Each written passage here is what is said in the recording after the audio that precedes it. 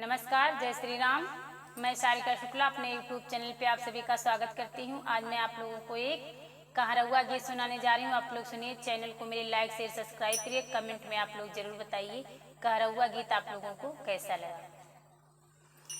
तोहरी देखी कैठी कुलिया मोरिया किलिया हर गैना, तोरी देखी कैठी कुलिया मोरिया किलिया हर गैना, मोरिया किलिया हर गैना, मोरिया किलिया हर गैना, तोरी देखी कैठी कुलिया मोरिया किलिया हर गैना, तोरी देखी कैठी कुलिया मोरिया किलिया हर गैना।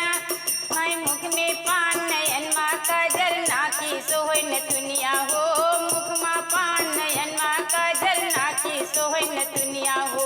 रंग बिरंगी साड़ी पहने हाथे लिए रुमलिया, कैलियो नैनन से कतलिया मोरिया किलिया हर गैना, कैलियो नैनन से कतलिया मोरिया किलिया हर गैना, तोहरी देखी कैठी कुलिया मोरिया किलिया हर गैना, तोहरी देखी कैठी कुलिया मोरिया किलिया हर गैना।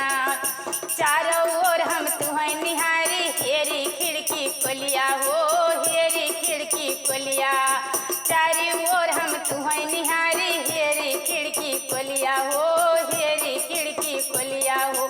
तोरे बिना नीक ना लागे सुनी पड़ी महलिया हो, तोरे बिना नीक ना लागे सुनी पड़ी महलिया, जैसे बिन नमक कई दलिया मोरिया किली हर गैना, वैसे बिन नमक कई दलिया मोरिया किली हर गैना, तोहरी देखी कैठी कुलिया मोरिया किलिया हर गैना, तोहरी देखी कैठी कुलिया मोरिया किलिया हर गैना, मोरिया किलिया हर गैना, मोरिया किलिया हर गैना, तोहरी